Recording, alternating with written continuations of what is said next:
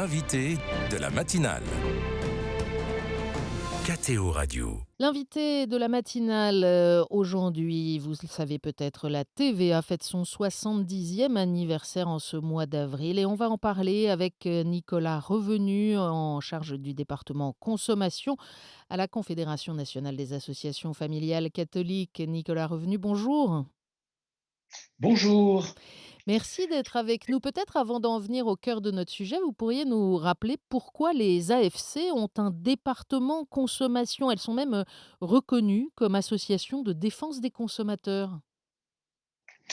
Parce que les associations familiales, d'une manière générale, du fait de la loi même, ont vocation à agir pour la protection des intérêts moraux et matériels des familles. C'est-à-dire qu'on ne peut pas dissocier l'un de l'autre. Et nous pensons, nous aussi, qu'il faut veiller à ce que cet intérêt matériel soit bien pris en compte, de manière à ce que la vie familiale, de manière générale, se déroule de manière harmonieuse. Alors Voilà. venons-en à cette fameuse TVA, la taxe sur la valeur ajoutée. Un peu d'histoire d'abord. C'est pour remplacer les impositions en cascade sur le chiffre d'affaires qu'en 1952, un inspecteur des finances, Maurice Lauré, propose une taxation sur la seule plus-value. Ça veut dire que chaque intervenant va déduire la TVA précédemment acquittée par ses fournisseurs et rajouter celle sur sa valeur ajoutée. Le projet va être repris par le gouvernement, renforcé par une commission présidée alors par Pierre Mendès France. Et dès l'origine, il y a de nombreuses oppositions. Ça va se généraliser à la fin des années 60 et elle va gagner son surnom, alors la TVA. On l'appellera plus taxe sur la valeur ajoutée, mais tout va augmenter. Et c'est paradoxal parce qu'à l'origine, elle a été conçue pour permettre une baisse de la charge fiscale à la fois pour les entreprises et pour les consommateurs. Alors depuis, la TVA, elle est absolument incontournable. Elle est aujourd'hui la principale recette de l'État. 186 milliards d'euros en 2021, 17% des prélèvements obligatoires. Et puis, elle s'est diffusée dans près de 150 pays. On dit parfois que c'est l'impôt le plus injuste, Nicolas Revenu, parce que précisément, il touche indifféremment les pauvres et les riches.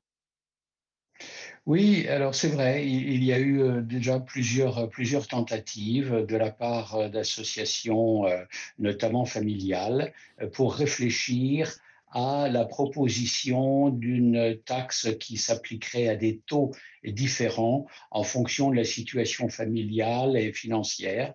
Euh, alors, ça se heurte à beaucoup de difficultés. D'abord, à chaque fois qu'on fait un cas particulier, et il faut arriver à tracer des frontières. Et ces frontières, elles sont pas évidentes. À partir de quand, à partir de quel seuil êtes-vous considéré comme une famille fragile et à laquelle il faudra donner des avantages particuliers? C'est pas facile du tout. Alors après ça, il y a un autre axe qui est celui des types de consommation. Est-ce qu'on peut considérer qu'il y a des produits de première nécessité pour lesquels il faut une taxe différente? Alors on le fait déjà. Les produits alimentaires sont pas taxés au même taux que les produits d'alcool, par exemple, dans cette même catégorie. Voilà. Mais là aussi, il y a des problèmes de frontières.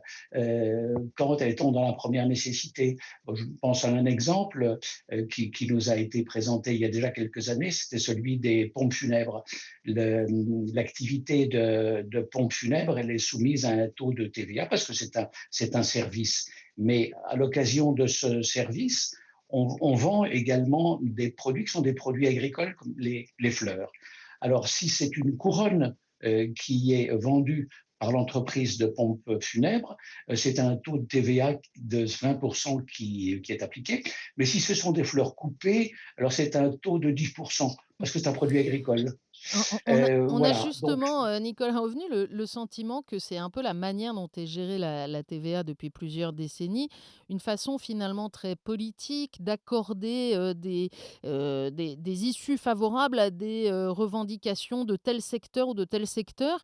Ça donne le sentiment d'un assez grand, désordre. Aujourd'hui, il y a des taux beaucoup plus diversifiés qu'auparavant de TVA et on a l'impression que c'est un peu au coup par coup selon l'ambiance politique et la nécessité pour le pouvoir, de calmer telle ou telle, catégorie de revendications, pardon de le dire comme ça. Et finalement que c'est plus orienté sur les professionnels, ces diminutions de taux de TVA sectoriels, que sur l'intérêt du consommateur. Est-ce que c'est votre, Exact, lecture? exact. Oui, oui, oui, on a bien connu ça avec, le taux de TVA pour la restauration, il y a quelques années, où on est passé de 20 à 10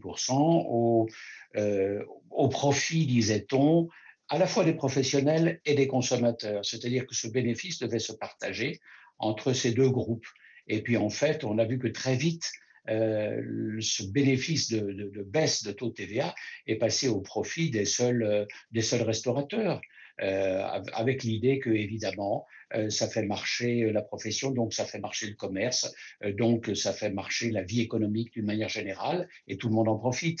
Mais c'était pas ce qui était annoncé au début. Et par surcroît, on ne peut pas réellement dire que ça fonctionne. C'est-à-dire que la baisse de TVA dans une politique de relance d'un secteur de l'économie, voire de toute l'économie, comme ont pu le faire certains de nos voisins après la crise sanitaire de 2020, comme l'Allemagne, en fait, les études montrent que ça a un effet très, très limité sur la relance de l'économie par, une amélioration du pouvoir d'achat, alors qu'en revanche, ça prive l'État de nombreuses recettes. Ben, c'est ça, il y a un biais en fait qui est très, très évident, c'est que, bah, l'État a, dans la mesure où il perçoit ses recettes fiscales, a intérêt à ce qu'elles augmentent, et donc l'augmentation des prix, provoque mécaniquement, heu, une meilleure, collecte de la TVA et des impôts. Et donc l'État est pris un petit peu en tenaille, on le voit à l'heure actuelle, où on préconise d'un tas de mesures en faveur des consommateurs pour lutter contre l'inflation. Et puis d'un autre côté, à la sortie, si ces mesures fonctionnent, ben, il y a des recettes fiscales diminuées. Donc, Mmh. c'est assez compliqué à gérer, Ce qui est évidemment. paradoxal parce qu'on sait que l'État est en crise, les finances publiques sont clairement en crise. Or, l'augmentation d'un point de TVA, par exemple, ça augmente de plusieurs milliards d'euros les recettes, de l'État, et statistiquement, ça n'a pas de réelles conséquences sur la consommation. En revanche, ça peut avoir des conséquences sur certaines parties de la population. Est-ce que c'est aussi votre point de vigilance? Ce qu'on remarque en tout cas à l'heure actuelle, et la plupart des professionnels le disent, des distributeurs, de la grande distribution, c'est qu'il y a eu un ralentissement très sensible de la consommation. Et évidemment, ce ralentissement, il est l'effet des classes populaires défavorisées, qui ont moins de ressources à consacrer à leur consommation quotidienne, et ça se sent, parce que c'est une masse importante, et ça se sent apparemment très, très directement. On le voit par exemple quand on passe à la caisse. On pratique beaucoup maintenant le paiement par carte bancaire sans contact. Et vous savez que ce sans contact, il fonctionne à partir de 50 euros. Eh bien, ce seuil de 50 euros, euh, qu'on ne dépassait pas dans des achats quotidiens il y a encore quelques mois, maintenant, il devient tout à fait difficile de le faire.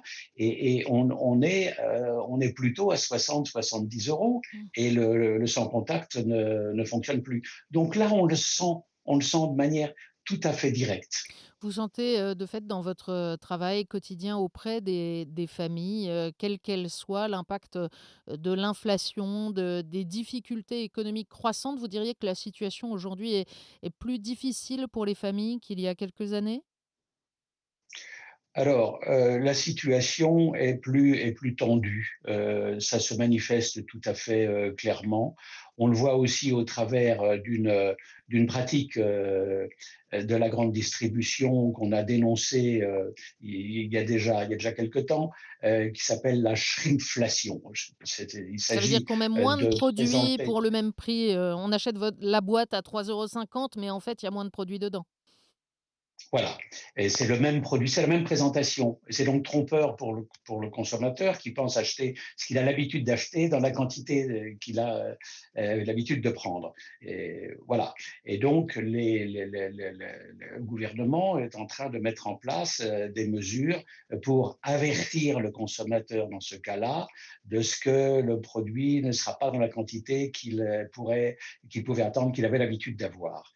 Au lieu de faire ça, nous, il nous semble qu'il faudrait axer l'information des consommateurs sur le prix à l'unité de mesure.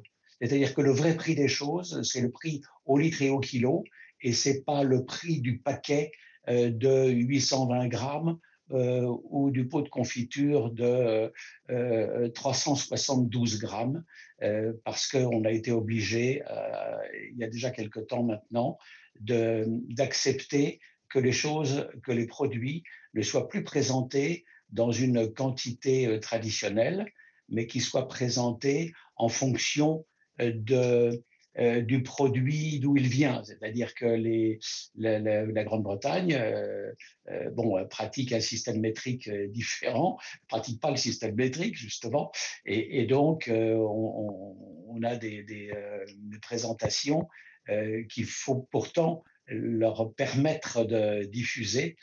C'était notamment le cas lorsque ce pays était dans Dans l'Union l'Union européenne. européenne. Un Voilà, un prix qu'on puisse estimer parce qu'à l'unité de mesure, on peut se rendre compte, de combien ça augmente proportionnellement, d'une fois sur l'autre. Est-ce qu'il y a d'autres, chevaux de c'est ça, bataille aujourd'hui? et qu'on puisse, et un prix qu'on puisse comparer avec d'autres, et donc avoir exercer son boulot de consommateur, parce que ça devient presque une profession en soi, euh, avec des outils efficaces. Et est-ce qu'il y a d'autres chevaux de bataille en matière de consommation et d'affichage des prix aujourd'hui du côté des AFC? Ça, c'est le principal, c'est le principal axe sur lequel nous travaillons à l'heure actuelle. Et je crois d'ailleurs que, d'après les conversations qu'on a pu avoir, le gouvernement est sensible à cette approche-là et il travaillera. Mais il y a un obstacle qui est celui de l'Europe, c'est-à-dire que ces règles et qui touchent notamment à la TVA, mais aussi d'une manière générale à l'affichage des prix, elles sont régulées au niveau européen de façon à être partagées par tous les pays de l'Union européenne euh, afin de faire jouer la concurrence Voilà, donc dans des aujourd'hui, conditions des saines. contraintes, communautaires qui s'y ajoutent. Merci beaucoup Nicolas Ah, Revenu c'est d'avoir, évident. été notre invité ce matin à l'occasion de ce 70e anniversaire de la TVA, la taxe sur la valeur ajoutée. Je rappelle que vous êtes responsable du département consommation de la Confédération nationale des associations familiales catholiques. Merci beaucoup. Bonne journée à vous et bonne journée à tous ceux qui nous écoutent sur KTO Radio. Merci à vous de nous avoir interrogés.